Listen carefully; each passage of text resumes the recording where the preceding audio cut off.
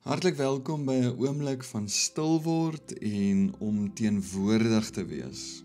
Ek nooi jou uit om vir 'n oomblik net stadiger en dieper asem te haal. Stop vir 'n oomblik die gejaagdheid.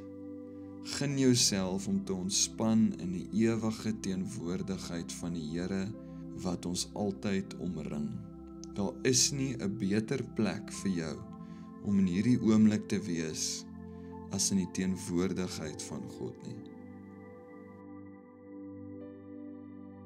Vandag gaan ons nadink oor 'n vers wat soms misverstaan word, of dalk net van een kant af verstaan word. Maar daar's 'n baie dieper betekenis in Eksodus 20 vers 7. Lees dit saam met my. Jy mag die naam van die Here jou God nie ydelik gebruik nie. Jy mag die naam van die Here jou God nie ydelik gebruik nie.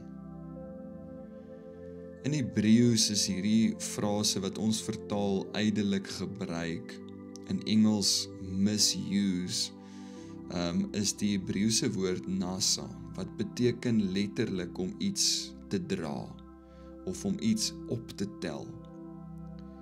Die gebod gaan nie net oor 'n vloekwoord nie, dit gaan oor hoe ons as Christene God se naam dra. Nou dink vir 'n oomblik hier aan, ons dra die naam van die Here elke dag waar ons gaan, in ons woorde, in ons dade, in ons keuses. Ja, ek wil jou nooi om in stilte te sit met hierdie vraag. Hoe dra ek God se naam?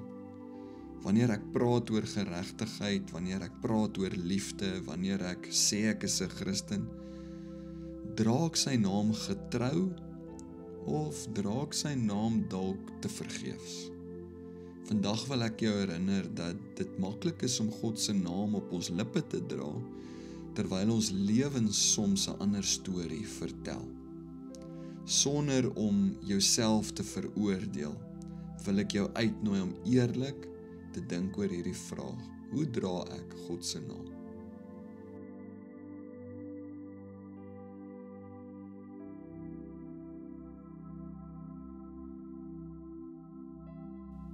Nou wil ek jou uitnooi om hierdie volgende oefening of handeling saam met my te doen.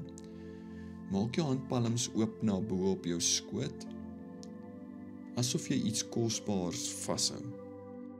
Stel jou voor dat dit die heilige naam van God is wat rus in jou hande. Nie as letters of klanke nie, maar as 'n lewendige teenwoordigheid.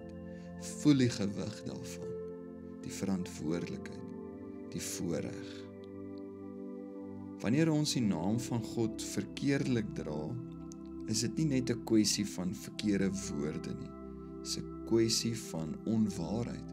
Dis wanneer ons godsdiens gebruik om ons eie sin te kry dalk, of wanneer ons God se naam aanroep terwyl ons teen ons wese weet ons gaan nou anders optree. Dink nou aan 'n area in jou lewe waar jy dalk God se naam verkeerdelik gedra het, waar jou woorde en jou dade nie altyd ooreenstem nie. Ons almal is skuldig daaraan, is nie om te veroordeel nie, dis om dit te kan erken sonder veroordeling, net met eerlikheid. Ek gee nou vir jou geleentheid om dit te erken.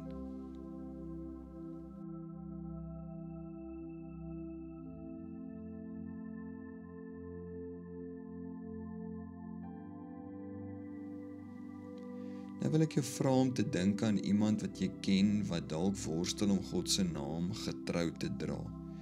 Miskien iemand wat verward is, of wat God se karakter verkeerd verstaan dalk, of wat godsdiens gebruik op 'n manier wat skade kan aanrig.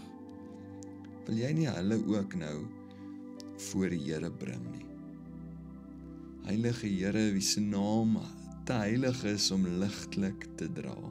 Vergewe ons wanneer ons die naam optel sonder die gewig daarvan te verstaan of te erken. Help ons om u naam te dra in waarheid en in daad, nie net woorde nie. Leer ons wat dit beteken om u teenwoordigheid te weerspieël in alles wat ons doen. En vir die Here wat ons nou in ons gedagtes hou, wat ook worstel Here om u naam getrou te dra, wil ons kom vra, gee vir hulle insig, gee vir hulle genade, en gee ook aan hulle u waarheid.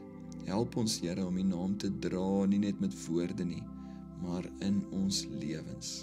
Mag ons u naam dra met eerlikheid, integriteit en diepe eerbied. In Jesus se naam, amen.